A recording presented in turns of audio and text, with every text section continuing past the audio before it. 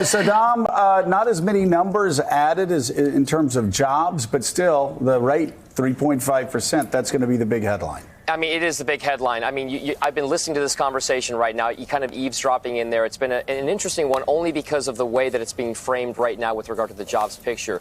What we do have is a jobs report that is, by economist measures, better than expected, guys. As you're seeing on those kind of headline banners below me right now, 266,000 jobs. That's what America created in the month of November. 187,000 is what economists were expecting. So a better than expected report there. The unemployment rate does tick down to 3.5%, the lowest level in 50 years at this stage. We also like to talk about average hourly earnings. Are Americans actually making more money in this kind of better job market?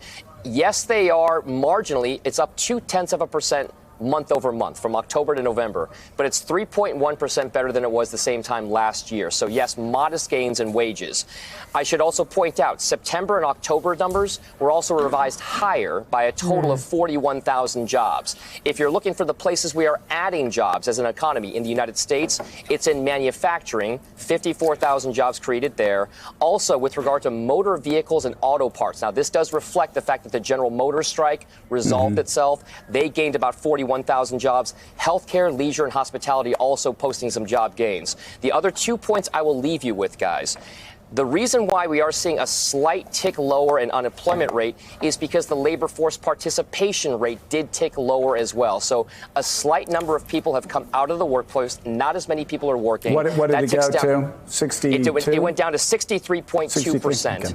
That's now the labor force participation rate, which brings the U6 measure, that broader measure of unemployment or underemployment in America, to 6.9% from 7% before. So those are the big headlines.